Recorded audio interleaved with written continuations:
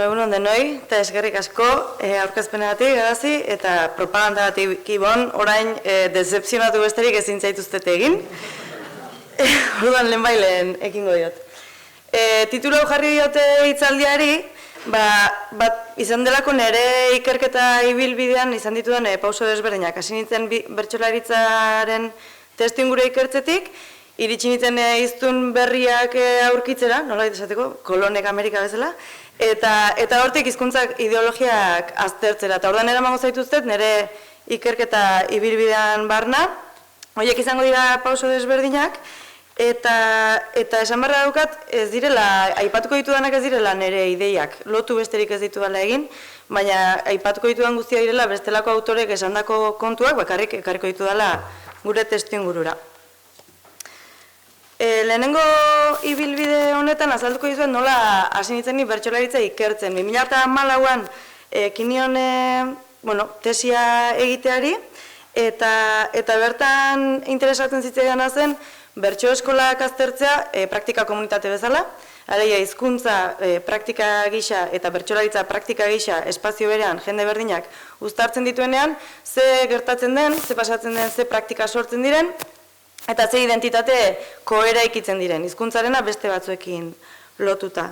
Eta batez ere lekuan lekuko lana izan zen egindakoa, alegia ikerketa etnografiko bat, eta gero elkarrizketak izan ziren. Eta elkarrizketatu nituen 14 gazte, benetako gazte, 15 eta 20 urte bitartekoak, horietako 2 hiztun berriak zirenak, eta horiengana jo nuen ikerketan zehar beranduxiago bigarren elkarrizketa bat egitera. Esaten duanean hiztun berria da, Ibonek aipatutako zentzuan, alegia euskara etxetik kanpo ikasi dutenak dira. Esan barra dago, kasu honetan direla oso gaitasun altukoak eta erabilera oso trinkokoak. Baina, hori aurrera hoitzen ingo dugu. Irudi hau ekarri dut ez da metafora bat egokia, ze berez hiztun adina hiztun ibilbide daude. Nik aztertzen dituen gazte elkarrizketak egiterakoan galdetzen nien ze harreman eduki zituzten haien bizitzan zehar ze hizkuntzatan eta hizkuntza bakoitzarekin ze harreman eduki zuten bestea beste. Eta hiztun bakoitzarena da noski ibilbide bat eta bakarra. Eta ez ninduan ni hiztun berrien bila, konturatu nintzen ordea, 2 zeudela etxean ikasi ez zutenak, eta haien hizkuntza ibilbidean bat zeudela antzekotasun batzuk, edo desberdintasun batzuk beste batzuekiko gauza batzuetan. Besteak beste, bereziki mudantza gutxi izan zituztelako, zituzten hizkuntza ohiturak aldatu adibidez lehen mailatik institutora pasatzerakoan, eta batxilergora pasatzerakoan ere, euskararekiko oso konsistente ziren. Eta, orduan hori nahi nuen pixka bat ikertu eta hortik jo nuen hiztun berrien ikerketetara. Esan barra dago testuinguruari dagokionez, haien munduan hiztun berri izatea ez dela salbuespen bat, Ibonek ondo erakutsi ditu datuak eta aipatuko ditugu berriz ere, baina ez haien lizeoan, ez haien herrian ez dira salbuespena hiztun berri izateagatik. Bai ordea bertso eskolan gutxiengo dira eta bertso munduan ere bai. Hartuko dut berriz ideia hau. Besterik gabe azpimarratu nahiko nukena da, Ibonek aipatu duen bezala, hiztun gazteetan, euskara hitz egiten duten gazteen artean, erdia baino gehiago direla hiztun berriak, eta iparraldean ere bai. Eta gero da handiagoa dela ez bakarrik erlatiboki, baizik eta absolutuki ere, kopuru absolutuetan ere, gero eta handiagoa dela hiztun berrien kopurua. Orduan ikuspegi doblean nahiko nuke euki zentzu horretan, ze ez da bakarrik hiztun berrien inklusioa, hitz horrek dauzkan problematika guztiekin, bideragarritasuna, edo ez dakit nola esan, justizia sozialaren ikuspegitik dela importantea, baizik eta euskararen bideragarritasunaren ikuspegitik, bertsolaritzaren bideragarritasunaren ikuspegi guztietatik da interesgarria. Orduan, zer gertatzen da hemen, ikusten dituzue datuak, eta hau da bertso mundua hiztun zaharren mundu dela erakusten duen grafiko bat. Ezkerrean duzue, hoi dira, galdetzen zaienean bertsolaritzako saioetako publikoan lehen hizkuntza euskara dutenen proportzioa aitortzen dute, beraiek etxean euskara ikasi dutela. Ikusten duzuen bezala, Euskal Herriko datuetan, inkesta soziolinguistikoan, aitortutako datuetan, 2016an, 15% dira. Bertso txapelketa nagusiko finalean 2017an, 75%, eta final aurrekoetan 181%. Ordan hori da publikoan zehar, bertsolariei errepaso bat ematen bai ez du baita ere, Elgoibarren kantatu duten azkeneko 5 urtetan, segurasko ia denak ezparima dira, denak izango dira etxean euskara ikasi dutenak. Orduan, ze pasatzen da?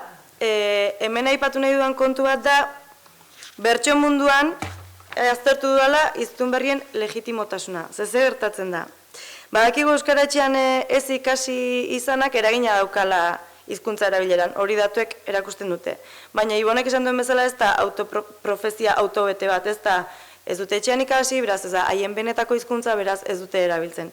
Ez da hain simplea. Hizkuntza etxean ikasi ez duten askok erabiltzen dute euskara, etxean euskara ikasi duten askok ez dute erabiltzen, eta mila arrazoi daude horretarako, bizitzak adina arrazoi eta bizitza bakoitzean infinito arrazoi. Orduan, kontu ez da hori, bezik eta ekarri nahiko nuke gako kontzeptu bat nire ustez, eta da legitimitatearena. Ze legitimitate behar du norberak euskaraz hitz egiteko? Nola lortzen du norberak legitimitatea? Nik nire buruari egoztea nahikoa da, ala sentitu behar dut besteek egozten didatela, zeren arabera negoziatzen da hori.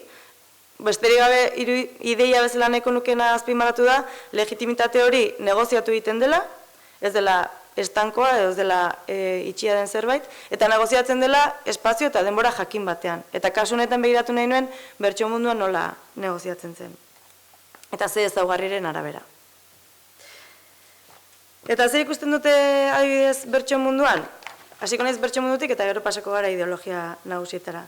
Baina bertso munduan ikusten dudana da, haiek hiztun berri hauek kontatzen zuten nola bertsolaritzan jarduteagatik sentitzen ziren legitimatuta bertso mundutik kanpo hiztun gisa. Alegia, zu hiztun berria zara, baina bertsolaria. Hori zergatik. Bertso munduan sozializatzeak ematen ziren autoritatea, ezagutza aldetik, erabilera aldetik eta diskurtso aldetik, eta hiztun zaharren munduko parte izatearen aldetik. Eta hasiko naiz pausoz pauso. Alde batetik, ikusten duzu bertsolaria dela, eta orduan pentsatzen duzu hizkuntza gaitasuna handia daukala. Badakizulako bertxotan jarduteko, hobe dela, ideia bat, 13 silabetan sartzeko beduzu sintaktikoki aukera desberdinak eduki, eta bestetik gainera, bertxotan trebatzen zaren einean, badakizu hizkuntzan trebatzen ari zarela. Hori neurri batean objektiboa izan liteke. Baina ez da hori bakarrik, egotzi egiten zaie. Adibidez, hiztun berrietako batek esaten zidan, ega lortu zuela berak eta bere eskolako batzuk ez zutela lortu. Eta orduan batzuk esaten zutela, jo, eske nik ez dut lortu egaz, nire gurasoak ez dira euskaldunak. Eta berak esan zuela, hombre, nireak ere ez. Eta ja, baina zu bertso erolaria zara. Ez? Orduan, berez nire ustez konbalidatu inbarko luke euskaltzen diak. Horren ez da bakarrik gaitasun erreala baizik eta gaitasun egotzia. Eta bestetik dago erabilerarena ere, gauza bera. Egia da bertso munduan ikusi duzuen bezala, ez da bakarrik hiztun zaharren mundua dela, baizik eta bertso munduan baldin bazaude, euskaraz dakizulako da. Bai entzule gisa, bai bertsolari gisa, bai antolatzaile gisa, seguru asko, bai gai jartzaile gisa, edo dena delakoa. Orduan badakizu espazio horretan euskaraz hitz egin dezakezula. Ez da bakarrik hitz egin dezakezula, hitz egin behar duzu. Eta gainera, ez da gauza bat bertso munduaren baitan bakarrik gertatzen dena, baizik eta bertsolariari edo bertsotan dabilenari egozten zaio erabilera konsistentea, trinkoa eta koherentea. Alegia ez da, gure iruditerian sartzen, bertsolari bat igotzen dena holtzara, aurra bota, bere saio egin, azken aurra bota, jetxi, kuadrillaren gana joan eta gaztelaniaz hasiko dena edo frantsesez hasiko dena. Ez? Berez, fisiologikoki posible da, baina ez dago gure iruditerian. Orduan egotzi egiten zaio bertsolariari, eta gainera eskatu. Hiztun berrietako batek kontatzen zuen nola, txikia zenean bertsolari txiki zegoen iparraldean, ezakit, eneko goratuko den, baina bertsolari txikira joaten ginen, eta sariak ematen ziren bertso idatzienak. Orduan idazten egiten norbera bere etxean, eta bertsolari txikin sari banaketatan eskola guztietakoak, autobusean, eta irabazi zuen horietako batek sari bat. Eta bueltan ikastolara iritsi zirenen arratsaldean, futbolean ari ziren, eta irakasle batek esan zion. Goizean bertsolari txikin saria jasota arratsaldean futbolean frantsesez? Bi gauza, ez? Ez dakit, haien artean anulatuko balira bezala. Orduan ez da bakarrik bertsolariari erabilera uste dela, erabiltzen duela, baizik eta eskatu eta egozten zaiola neurri baten bertsolariaren irudiari. Zer gertatzen da? Zer pasatzen da hiztun berrien kasuan? Ze bertsolariari egozten zaion beste gauzetakoa da, suposatzea etxean ikasi duela euskaraz. Ez? Gure iruditerian. Orduan, hiztun berriak diren hauekin gertatzen dena da, bertso munduan konturatzen direla haien hiztun berri kategoriaz. Batez ere hegoaldera salto egiten dutenean, hori ere hola da. Eta esaten du batek, kontua da izatekotan, nik izan dudana besteengandik heldu den miresmen puntu hori dela, ez? Jo, gurasoak erdaldunak izan ez eta bertxotan eta euskaraz hain ongi egin, hain ongi idatzi, erantzun naturala loketan izaten zen ez nuela beste baino meritu gehiago. Eta galdetzen diot, deseroso sentiarazten zaitu horrelako gauzak entzuteak? Eta berak, egin batean bai. Egin batean bai, ze emantzat jotzen da guk bestelako prozesu bat izan behar dugula. Hizkuntzarekiko lotura gatazkatsuagoa izan behar dugula egian, ez hain naturala. Bai, naturaltasun horren ideia hausten da. Eta barkatu esatea, ez dakitzutako nork daukan eskerarekin harreman naturala, baina zenbat gatazka, zenbat konflikto, zenbat korapilo, zenbat kontzientzia karga, zenbat austura, zenbat berlotze izan ditu norberak, euskararekiko harremanean, iztun berria izan, ala ez izan. Orduan, haiek esan bezala Euskal Herri mailan ez dira salbuespen, iparralde mailan ez dira salbuespen, haien lizeoan ez dira salbuespen, herrian ez dira salbuespen, baina bertso munduan pixka bat bai.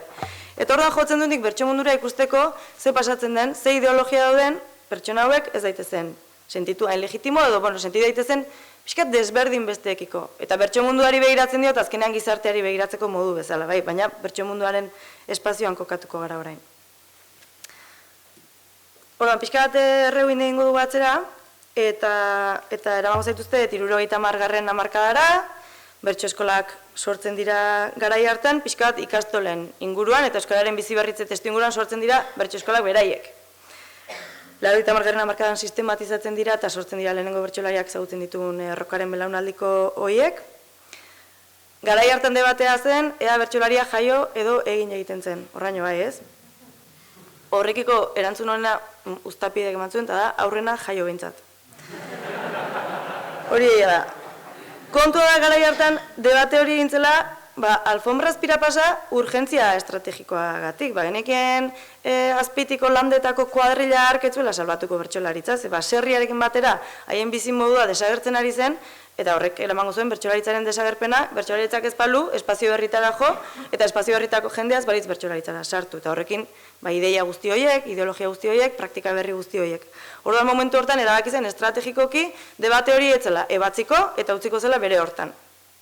Orain, gaur arte iraunduen komentario bat da, ikusten duzunan bertso eskolan, edo gaztetan, edo norbet bertxotan ondo dabilena, egin dizaiokezun piropa hundiena zein da, hori berezkoa da. Bai? Horrek berezkoa du. Berezkoa du da, esan dezakezun gauzarik onena bertsolari batengatik. Ez bertsolaritzan bakarrik, suposatzen dut gimnasian ere, ala izango dela, nik ez du gimnasia egiteko asmorik, ez dut egin inoiz, baina pentsatzen dut hori izango dela baita ere, ez, laudorio bat. Kontua da bertxotan problematikoa dela hizkuntzari dagokionez, eta horrein ikusiko dugu. Horren inguruko pixka gehiago. Ze, klaro, nola izango du, berezko uki behar duzu, noski garai batean berezkotasun hori, doai hori, kasualitatez erortzen zitzaion, faringe zabaldun, gizon, dialektodun, jendeari, bai? Horiek zeukaten berezkoa. Gaur egun berezkoa izan dezake, adibidez neska batek ere, iztun berri batek izan dezake berezkoa, nola izango berezkoa, hizkuntzez berezkoa, ikustu zu hor, nola azten diren kriki-krakak.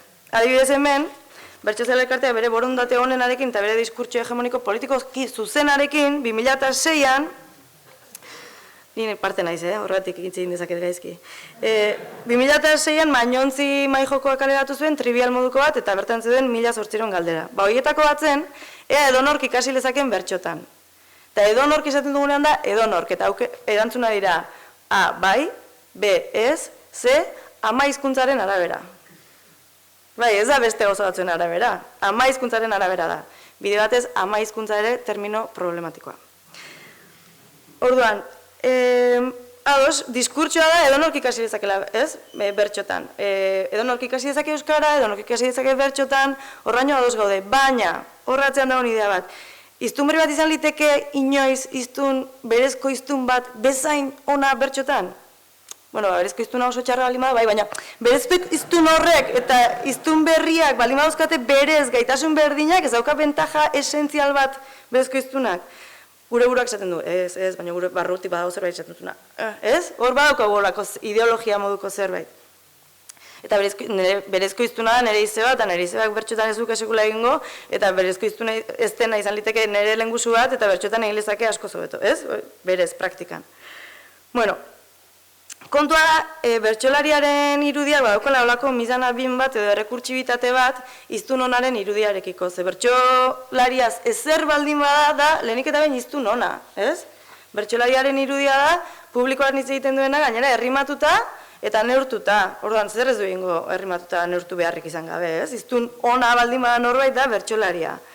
Orduan, zentzu horretan badagolako errekurtsibitatea bat, eta horregatik bertsolaritza aztertzeak balio dugu gure hizkuntza ideologiak aztertzeko. Azkenean delako irudi paradigmatiko bat, baina uste dut baliagarria dela gu denon ideologiak aztertzeko. Eta horregatik ja pasako naiz azken geltokira, luzeena da, baina... Orduan hau da, iristen ez di bertsolaritzatik hizkuntza ideologietara. Eta hizkuntza ideologia esaten dudanean da, erabiltzen da batez ere soziolinguistikan eta hizkuntza antropologian, oinarrian hizkuntza formen eta gizarte egituren arteko zubilana egiteko, bai? Batzutan gizarte egitura batzuei egozten dizkiegu hitz egiteko modu batzuk, edo hitz egiteko modu batzuei gizarte egitura batzuekin lotura egozten diegu, bai? Izan daitezke soziolektoak, izan daitezke hizkuntzak berak. Eta ni hizkuntza ideologiaren mundu zabal horretan, esan bezala, legitimitatearen kontzeptuan zentratuko naiz. Eta, hauek ez dira nire ideiak, Gal eta Bullardenak dira, Katrin Bullardek landu ditu gehien bat, baina, ideia da, hizkuntza autoritatea edo legitimitatea egozten diogun horbaiti leku batean, espazio eta denbora batean, ideologia batzuen arabera. Eta ideologiak, konplexu ideologikoak dira, oso ugariak eta oso konplexuak haien baitan. Orduan egingo duana da karikaturizazio bat edo simplifikazio bat. Orduan, dikotomia bat sortuko dut, zuen buruari bali ma denbora guztien esaten, ez da inximplea, ados nago. Baina uste dut baliagarria dela. Orduan, kontua diskurtsoa edo ideologia konplexu horiek botere harremanak sortzen dituztela, erabatera hitz egiten duten eta beste erabatera hitz egiten dutenen artean. Denak dira arbitrarioak eta esan bezala munduan infinito daude, pertsona bakoitza dauka berea, baina gero badaude batzuk orokorragoak. Eta Bullardek bi nagusi, mendebaldeko gure kultura nolabait esateko, bi ideologia nagusi bereizten ditu.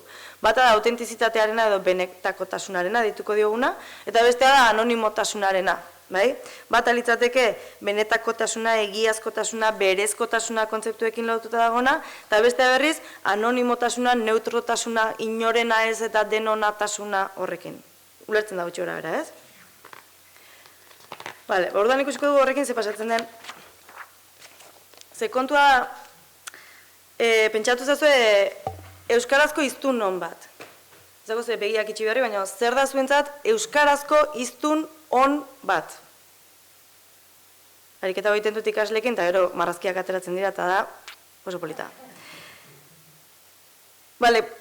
Nire orain egiten duan hipotesia da, eta ekartzen dudan ideia da, hizkuntza gutxituetan askotan benetakotasunaren ideologiatik ematen zaiola legitimotasuna hiztun bati. Eta autentikotasunaren ideologiatik hiztun batek eduki beharko luke balioa izateko komunitate batekin lotura. Zenbat eta kokagarriagoa hobea. Komunitate horren adierazpide propioa den hizkuntza hitz egiten duelako da norbait legitimoa. Komunitate horren esentziaren adierazpide da hizkuntza eta esentzia hori gorpuzten du hiztun horrek hizkuntza hori erabiliz. Alegia hori eraman da karikaturara, eta hau agertzen da marrazkietan, izan behar du zenbat eta puruagoa hobeto. Orduan, euskararen kasuan hobeto dialektoa hitz egiten badu. Alba da, ondarrotarra, oñatiarra edo zuberotarra.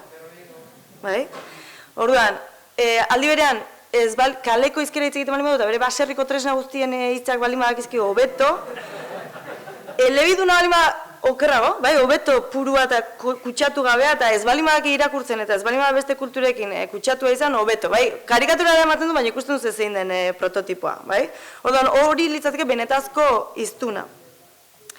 Eta hizkuntza gutxituak esan da bezala, ideologia horretatik balio esten dugu, gure burua hiztun bezala, ingurukoak hiztun bezala, eta hizkuntza bera. Segiko dut horrekin, baina... Eta esan nahi dudana da honekin, hau ez datorrela utxetik. Guk horrela pentsatzeak eta hemen gauden guztiok ideologia horrekin nolabaiteko harremana edukitzeak ez da kasualitatea eta ez dator atzotik, lehenagotik dator. Ze atzerrian bezala ere, Euskal Herrian hizkuntza gutxituen aldeko biziberritze prozesuak egituratzen dira, nazionalismoaren sorrera garaian, nazioestatuen sorrera garaian, eta ze gertatzen da. Garai haietan modernizazioarekin batera hizkuntza nagusi bat inposatzeko ariketa bat dagoela, orduan ere bai, ez da garai bakarra. Baina, orduan mugikortasun soziala hizkuntza mudantzarekin lotuta dago. Orduan, modernitatera bat egin ebal baduzu, hizkuntza aldatu beharra daukazu, eta zure hizkuntzak ez du horretarako balio. Orduan, hizkuntza gutxituen aldeko mugimenduak ere, garai horretan egituratzen dira, eta baita ere, ideia etno-nazionalista horiekin egituratzen dira. Defendatuko dute hizkuntza bakoitzak arraza bat errepresentatzen duela, eta horrengoa gatazka bat, hori da testu ingurua. Baina nola egin diskurtsiboki modernitaterako balio ez duen hizkuntza baten alde.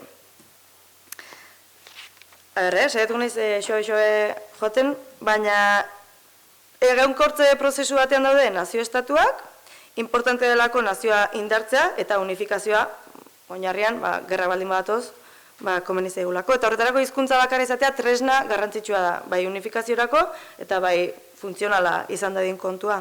Orduan, ze pasatzen da Alemanian? Alemana inposatzen da, aleman hori inposatzen da, Frantzian gauza bera, gaztelania, eta bar, eta zeintzu dira hizkuntza horiek implantatzeko argumentoak.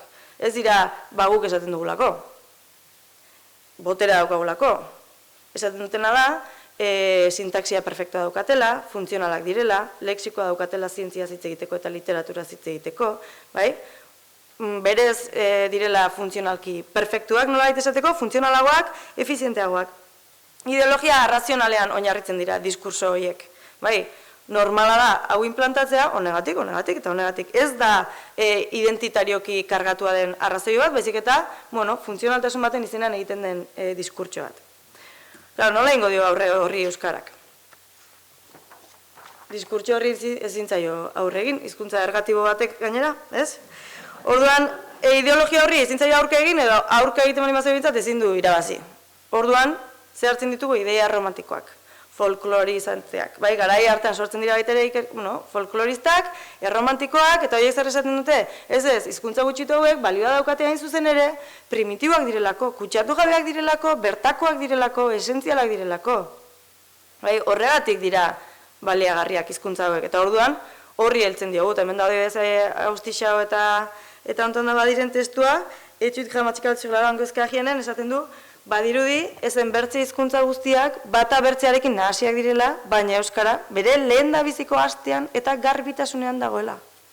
Hori da gure balioa.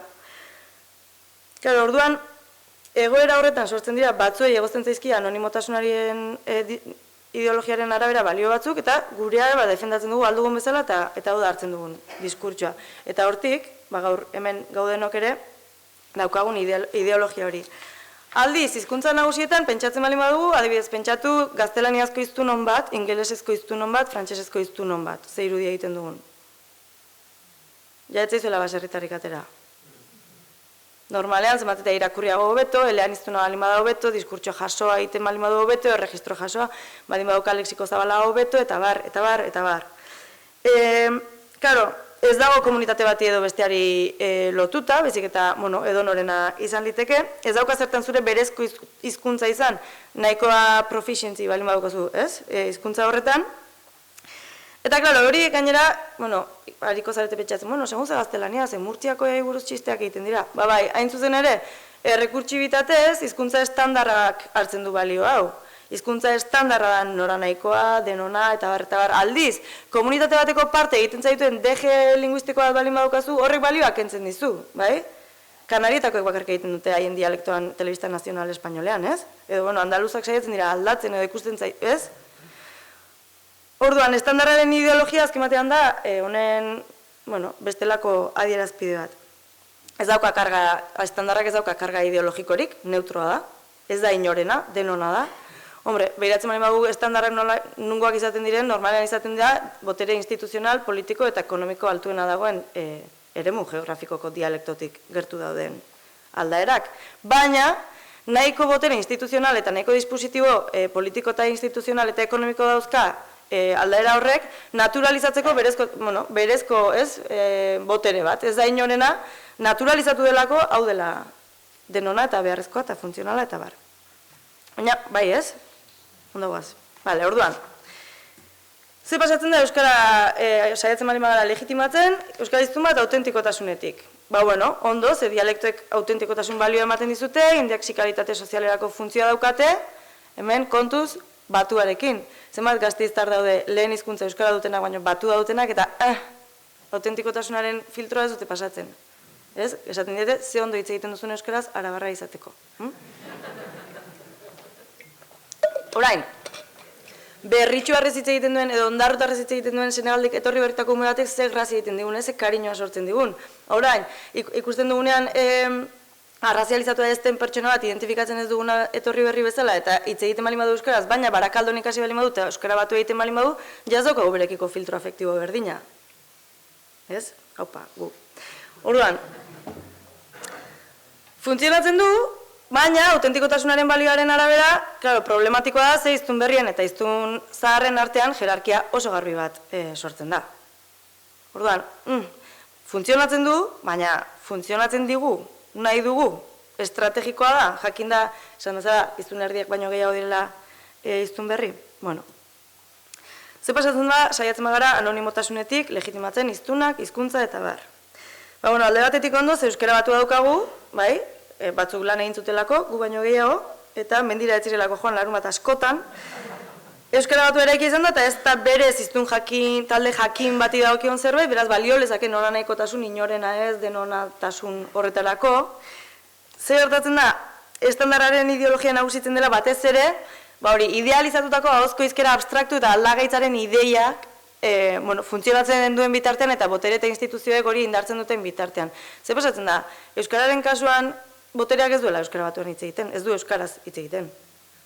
Ez daukago, eta hori Gulardek esaten du adibidez, anonimotasunaren proiektua, ezken batean proiektu politiko bat da, linguistikoaz gain, anonimotasunaren proiektua ez duela eskatzen ingenieritza linguistikoa bat, ez ere ingenieritza ideologikoa eskatzen duela. Eta guran hori ez daukagu, dispositiborik ez daukagu, hori anonimotasunarekin lotzeko. Eta gainera, zailtasun handi bat daukagu, eta dira, bi hiztun komunitate oso handi inguruan, bi hizkuntza oso potenterekin, eta nora nahikotasunean, zaila da, frankofoniari eta iberoamerikari aurre egitea. Batuan, perfektuan hitz egin da ere. Ba hori, ordan esango ze, bale, zein da hirugarren bidea? Ba ez dakit. Ez dakit. Baina dakidana da, galdetzen didanean ikaslei, mesez daia, egiteko hiztun, ez ezaugarriak jartzeko euskarazko hiztun onenari, egiten diet, marrazki bat egin arazi, eta gero ezaugarri batzuk idatzi arazi. Eta marrazkian, benetan, urtero ateratzen da olentzero, urtero. Hau, egitan, gertatzen den, gauza problematiko handioa da. Orduan, egia hizkuntza sisteman egindako aurrerapenak eta nazio mailako edabidek egindako lanak eta bar, egin dutela halako lan bat eta baukagula estandar bat eta funtzionatzen duela eta hori guztia, baina ez da nahikoa, ez da neutrotasunera iristen, ez da guk unibertsitatean batuan ematen ditugun klaseak, eta haiek goizetik atxaldera dauden batuan hitz egiten irakasleekin, domintzat entzuten, eta hala ere olentzero ateratzen da. Orduan, ez daukat soluziorik, dakidana da, edo uste dudana da, autentikotasunaren ideologiak kale itxu batera garamatzela, bai ala bai. Ezin dugula bizira uniztun berri de facto legitimitate gutxi eslitzen dien ideologia baten baitan. Eta badiri dudi, ideologia honek bere muga dauzkala konturatu garela, eta aparte pixkat problematiko ere bada, pixkat etno idea hori guztia. Eta baude kanpainak instituzioetatik, inkluso euskalgintzatik esagunuken momentu batzuetan, hortik iesi, anonimotasunaren ideologiari heltzen diotenak, pixka bat euskara bultzatzeko. Baina hori ere nire ustez kale itxua da, eta hori Gulardek esaten duz, horiek dira ariketa markatuak, hizkuntza bat aukera markatu gabea izan da dien. Funtzionatu dezake botere handiarekin eta diru askorekin, eta guk hemen, ezakitzen badukagu, baina esagunuke gutxi. Orduan, anonimotasunean ezin dugu hizkuntza nagusiekin lehiatu, zer egingo dugu. Orain esperantzarako arrazoiak. Esan nuke hori Katalunian adibidez bai gertatzen ari da, eta ikertu dute, beste lekutan ez da asko ikertu ni dakidala, eta gurean ere ez, baina badirudi modernitateko ideologietan sustraitutako komplexu ideologiko horiek, gaur egungo gizartean zalantzan jartzen ari direla. Hemen ez daukagu 20 urteko gazte askorik, baina pentsatzen dut gure gandik haietara diferentzia asko dagoela ideologia linguistikoetan.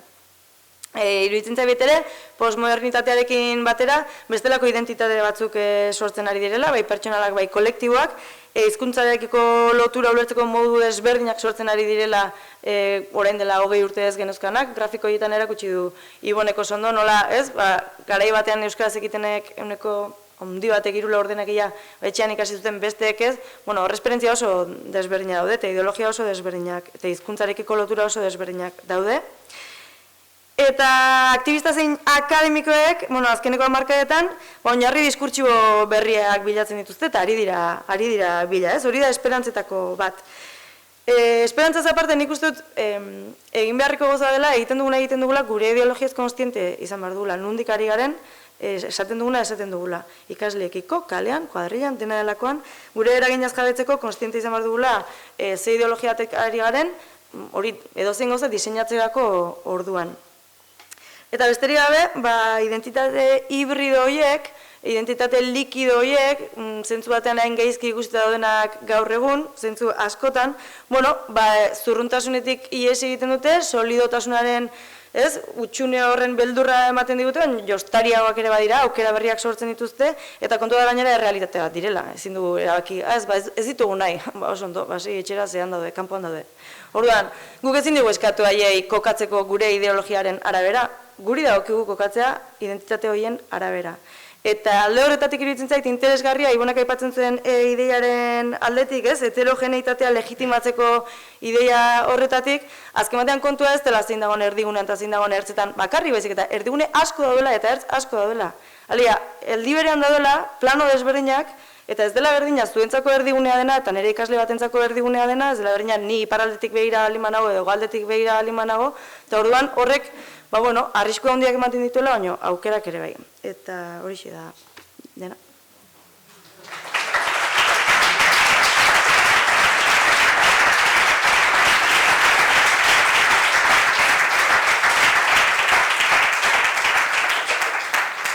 Eskerrik asko Miren.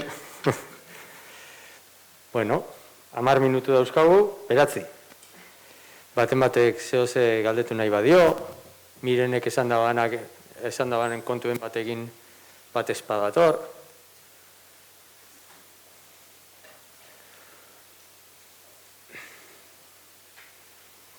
Ondarru pare bat aldizera etxate du eta ondarretarren bat badago hemen.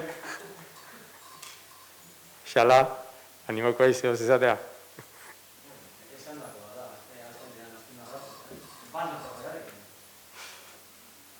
Bat, baldin bat.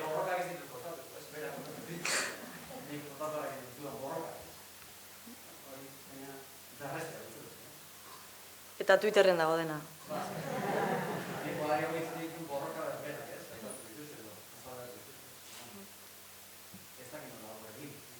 Nik ez.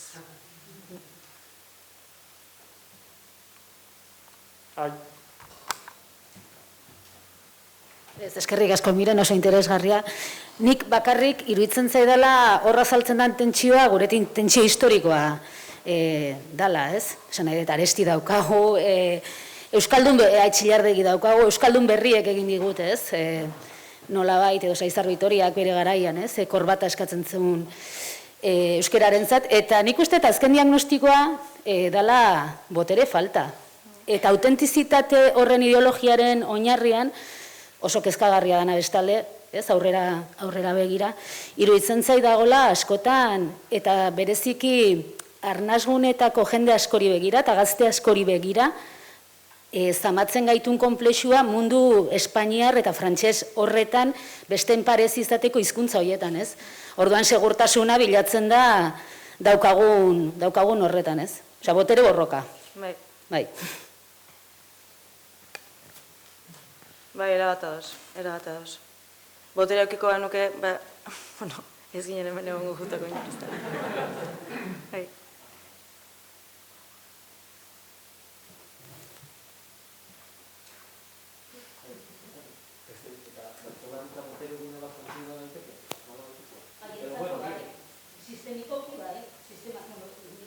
Ez dut entzun. Bertsolaritza botere egune bat kontzidera daiteke? Botere egune bat? Nik uste dela, blindatuta dagoen espazio bat balio duena esperimentazioak gaseosarekin egiteko.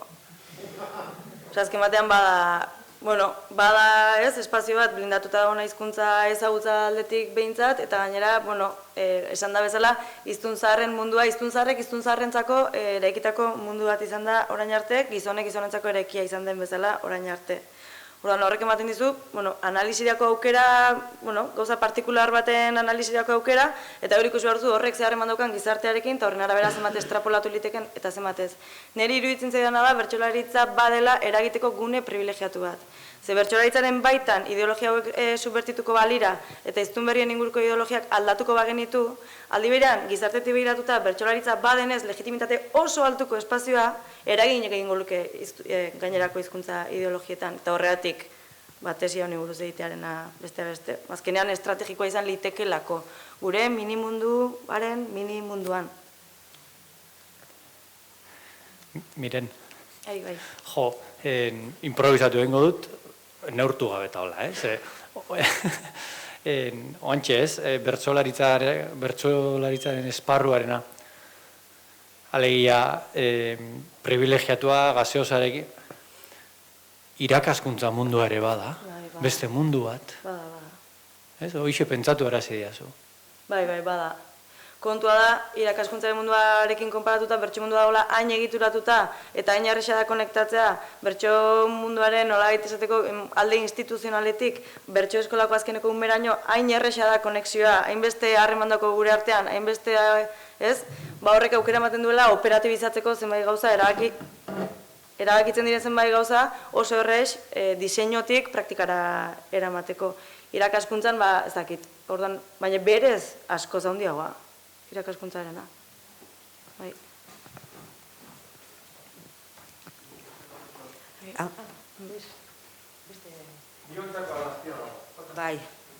Bai, eskerrik asko Miren, benetan, ni apasionantua egin zait. Apur bat lotzeko idurrek esan duenarekin, ez? Claro, hemen potere kontua dago, bai?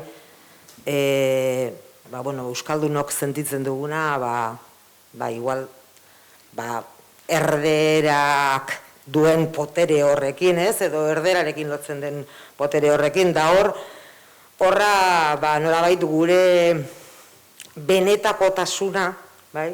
Benetakotasuna den kontzeptu horrek, nolabait borroka egiten du hori, ez? Gaztelaniaren anonimotasunarekin, ez da? Ze anonimotasuna ere bada ez markatua den gauza bat. Ni taberna batean sartzen naiz, eta pentsatu behar dut, euskaz egingo diot, erdeaz egingo diot, zer da markatua? Euskaz egiteak espada eremu gorri horietan markatua da beti. Osea, nik egiten dudan alegin bat, sartzen naizenean taberna batean eta egiten dudanen euskeraz, beti da markatua. Beti norbaite behiratuko dit, bai? Edo tabernaria berak, bai? Hor badago borroka horretan, bai, seguruenik, hori, euskara... Claro, zer gertatzen da hor badagoela nolabait rebote efektu bat, ez? Oso kaltegarria izaten ari dena euskal komunitatearentzat, euskararentzat, nire ustez. Eta da, claro, ni benetakotasun hortan, bai, nire komunitatean behiratzen dut, ni bezain autentikoa ez den horri. Bestean ez daukat potererik, baina honetan bai, ze honetan ni naiz honena. Hemen naiz txapelduna, bai? Eta txapelduna badago, norbait da galtzaile, bai? Eta nik uste dut hor, gerota numeroek ezaten digute, gerota hiztun berri, termino hori ere oso eztabaidagarria dela uste dut, eta horren inguruan pare bat buelta egin beharko nituzke, baina claro, hiztun berri hori baino gutxiago da. Bai? Eta nik ikusten dut gelan, esate baterako, potere kontu hori ez dutela euskaldun zarrek horrela deitu baldin badaiteke, etxeko euskalduna dienak. Ez dutela askatu nahi. Ze hor badute potere gune bat, ez? Eta gazteen artean, nik uste dut, gure garaian, nik esango nuke, euskaldun berriak bazokala integrazio aukera gehiago. Gaur egun hor sortu da amildegi bat guztiz keskatzekoa dena nire ustez, politika euki beharko luken, hizkuntza politikak euki beharko luken, helburuetako bat. Beraz, eskerrik asko honen beste gauza interesgarria ateatzeagatik. Ohar txiki bat baino ez, hemen ari gara botere harreman jakin batzoi buruz, baina eski botere harremanak ikasleen artean bezala gure artean daude etengabe eta eje desberdinetan. Dialektoa batua, ez da berdina Gernikako dialektoa edo beste dialekto bat, ez da berdina mila gauza daude, edo etxetik dakarrenak edo ez dakarrena, baina segun zerritakoa den, hor mila botere harreman desberdin daude. Hau da honen, esan duguna, abstrakzio eta idealizazio bat, baina berez aztertu beharko bagenuke hau askoz sakonago aztertu beharko genuke eta herri bakoitzean da desberdina, testuinguru bakoitzean da desberdina. Bai, aurretik nire aurretik itzin duzun horrek ez da egiten. Agurtzane.